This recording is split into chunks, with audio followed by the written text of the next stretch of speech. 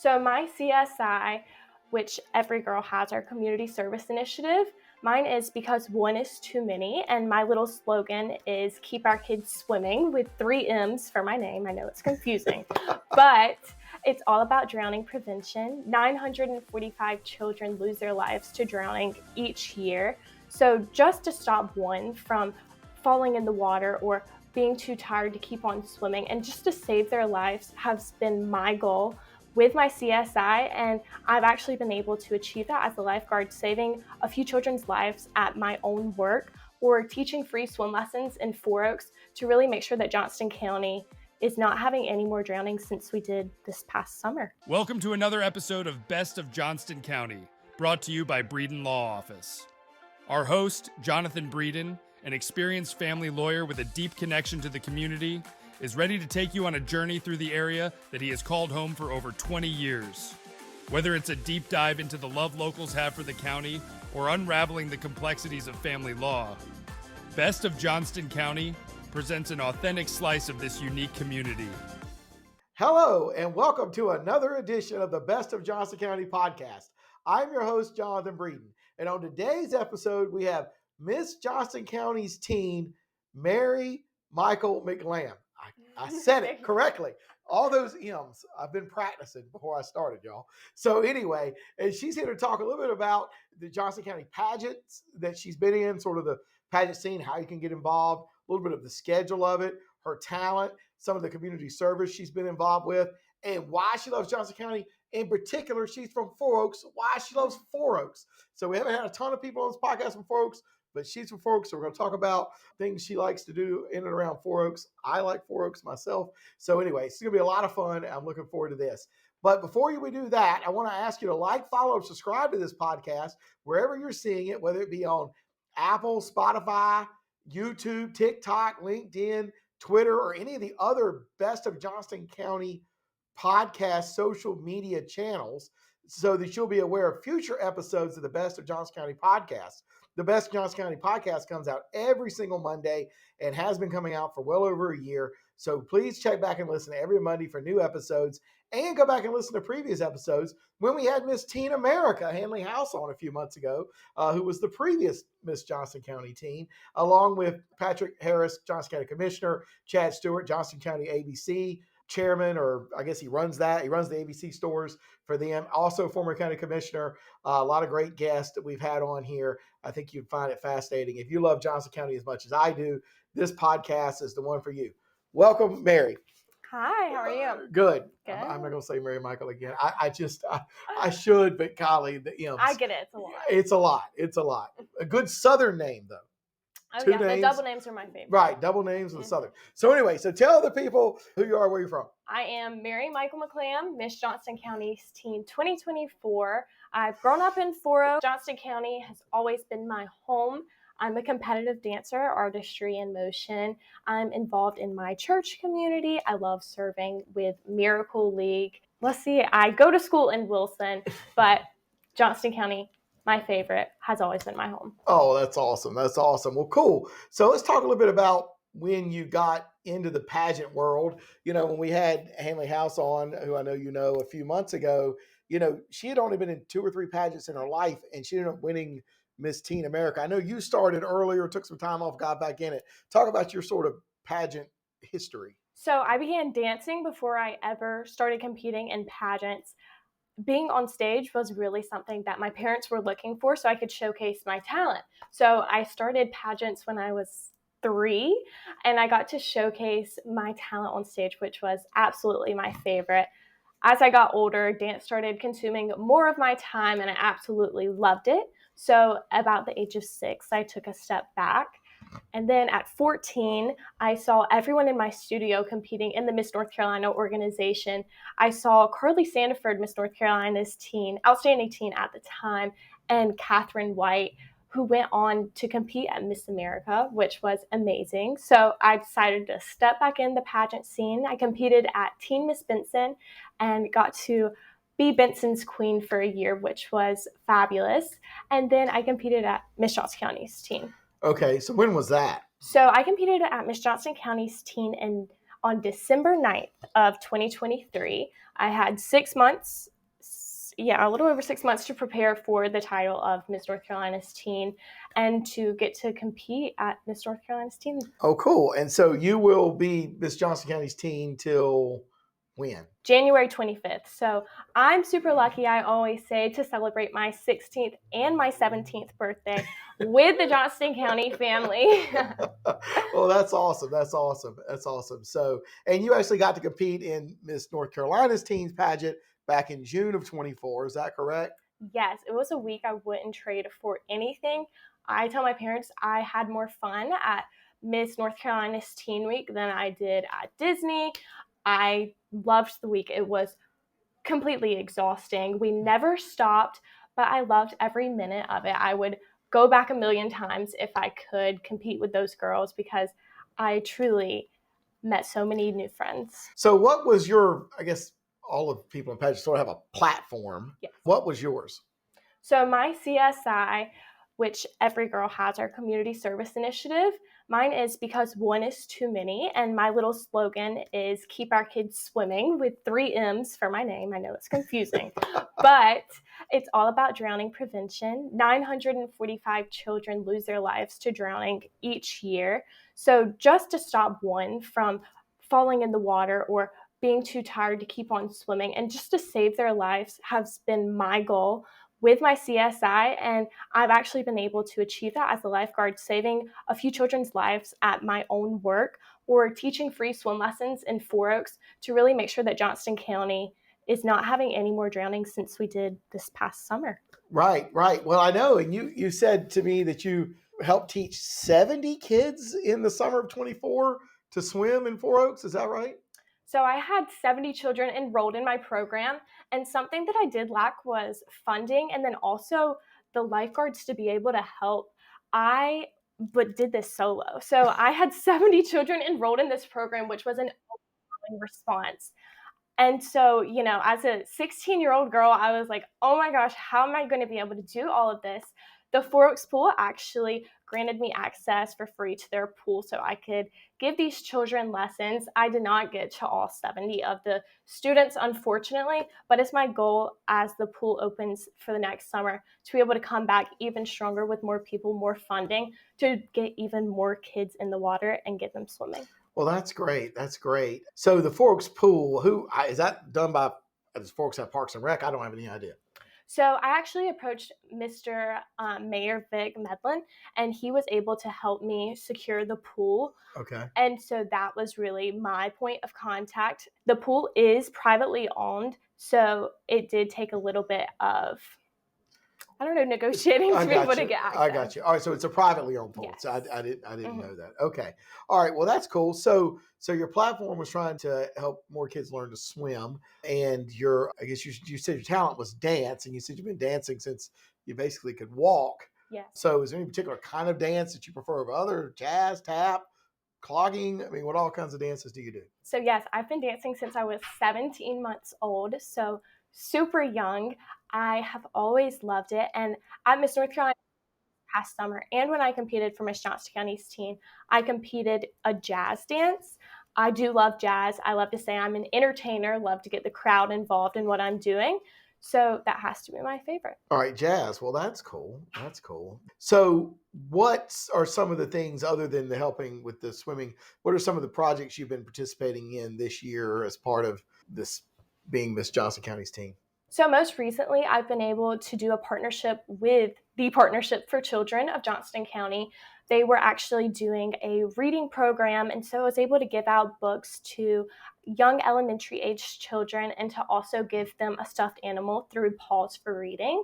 As Miss Johnston County's Teen, I've also been involved in Unto Me Ministries, and we've given out so many meals to our community. We give out around 250 meals every single Friday to people in Johnston County who truly need it. And then also Miracle League.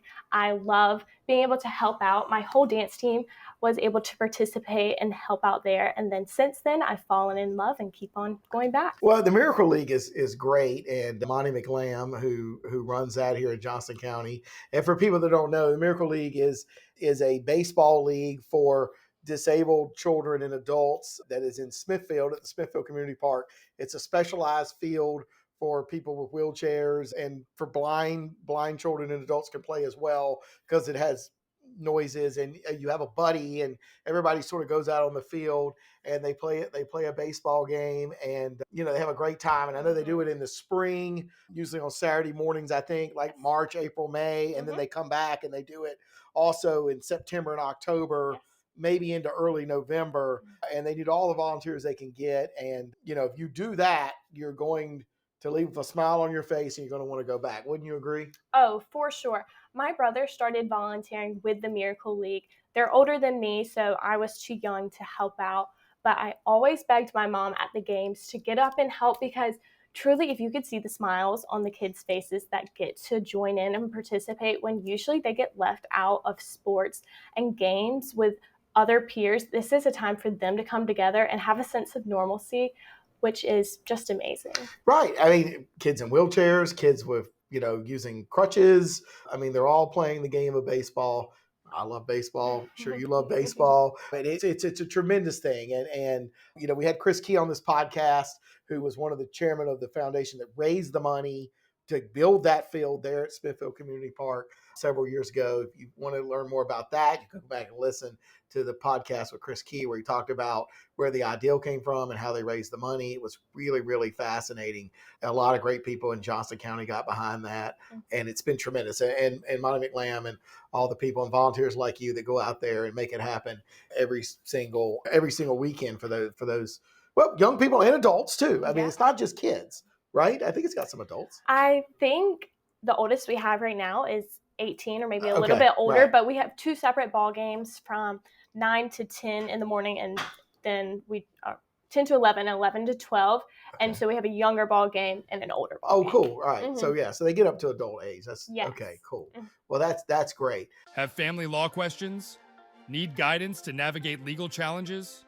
The compassionate team at Breeden Law Office is here to help. Visit us at www.breedenfirm.com for practical advice, resources, or to book a consultation. Remember, when life gets messy, you don't have to face it alone. So anyway, let's talk a little bit about Four Oaks. Okay. We haven't had a lot of guests from Four Oaks on here. We had Chad Stewart on a few weeks ago, and he was county commissioner. Now they had the ABC commission. They're building the ABC stores around the county, and he's excited about that. I think you say you're kin to him.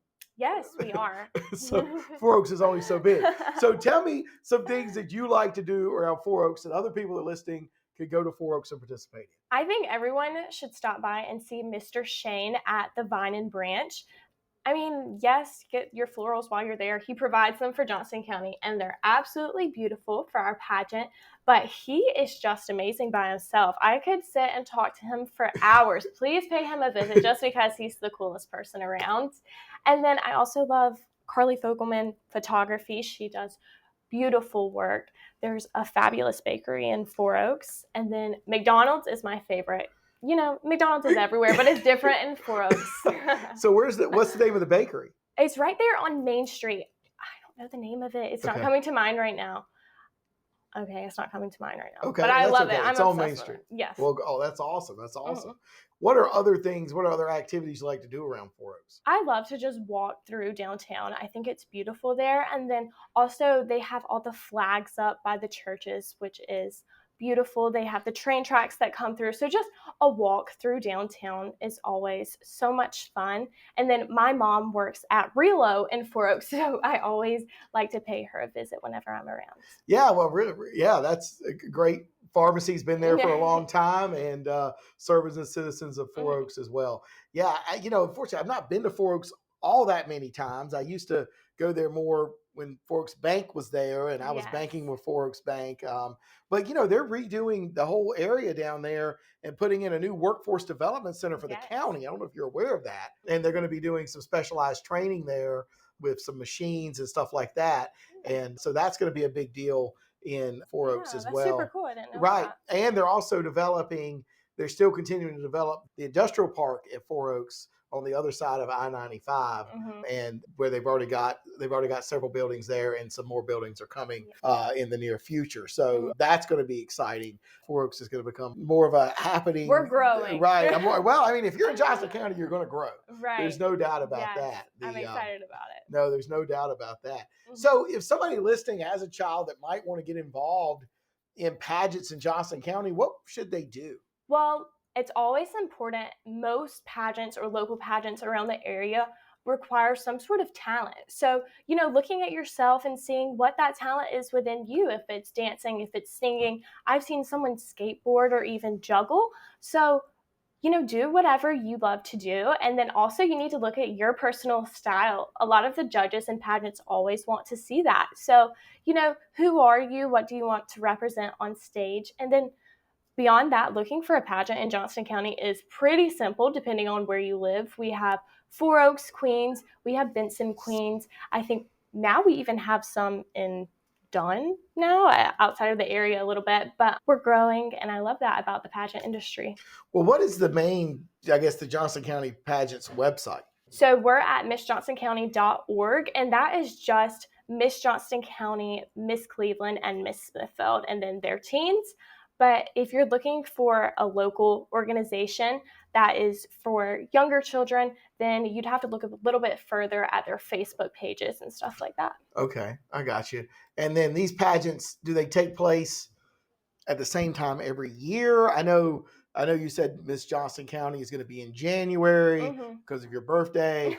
We know the Miss North Carolina pageant is in June. So these, I guess the local ones that would qualify you for the county one are usually in the fall? Yeah, so they start in the fall. Johnston County is one of the later ones. At the end, we're January 25th after we get back from Miss America, because our Miss Johnston County is actually competing at Miss America. She won Miss North Carolina.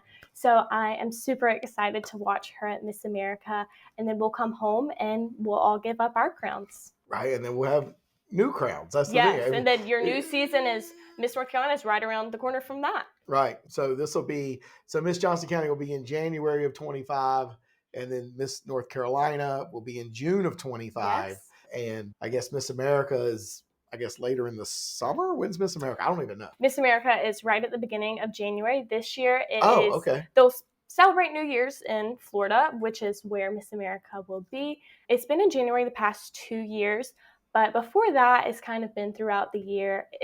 Just depending on when they want to have it. When they want to have it. I got you. Well, that's cool. That's cool. So if anybody wants to reach out to you or the Miss North Carolina, I guess Miss North Carolina pageant has its own website, or get involved in the Johnston County pageants, how can they do that? So if you look at the Miss North Carolina website, you'll find a list of the local preliminary competitions. And by winning one of those pageants, that automatically qualifies you to compete at Miss North Carolina's Teen this summer.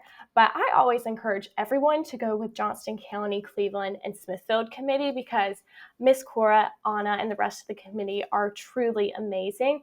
And, they've produced Miss America's Teen. So I might be biased, but I think they are the best, and you should definitely come join their family. Well, and most of the pageants do not have a residency requirement, correct? It depends on where you're competing. I know that Miss Johnston County, it does for the surrounding areas. It is, kind of closed off.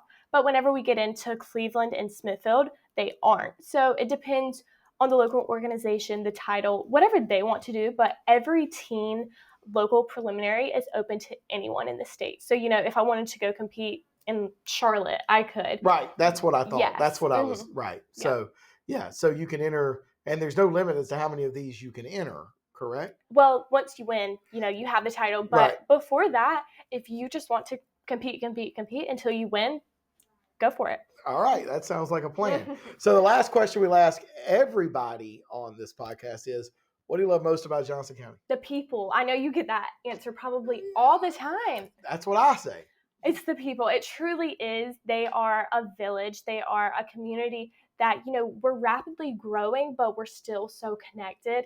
And they always have supported me throughout my journey to Miss North Carolina's Teen. They've rallied around me, helped me with my mock interviews, helped me raise money for American Heart Association, been giving in my wanting to prevent drownings and helping me do that. They've honestly just been so great to me, and I've seen that be so evident throughout my title. I agree. And almost everybody that comes in here, well over 50 episodes now, they all talk about the people and the small town feel. Yes. and just how good the people of Johnston County are. I've lived here since 2000. You've lived here your whole life. I mean, it really is a great place with a lot of great people. Mm-hmm. So anyway, we'd like to thank Mary Michael McLamb, I said it right, for coming on this episode of the Best of Johnston County podcast. We would like for you to give us a 5-star review down below. Tell us what you like about what you heard from Mary Michael today. And that'll help with our visibility as well. Also, feel free to like, follow, subscribe to this podcast wherever you're seeing it, so that you'll be aware of future episodes of the Best of Johnston County podcast. It would also be helpful if you would tag us in your Instagram stories, Best of Johnston County podcast, so that'll also raise our visibility as well. Until next time, I'm your host, Jonathan Breeden. That's the end of today's episode of Best of Johnston County, a show brought to you by the trusted team at Breeden Law Office. We thank you for joining us today, and we look forward to sharing more interesting facets of this community next week. Every story, every viewpoint adds another thread to the rich tapestry of Johnston County. If the legal aspects highlighted raise some questions, help is just around the corner at www.breedenfirm.com.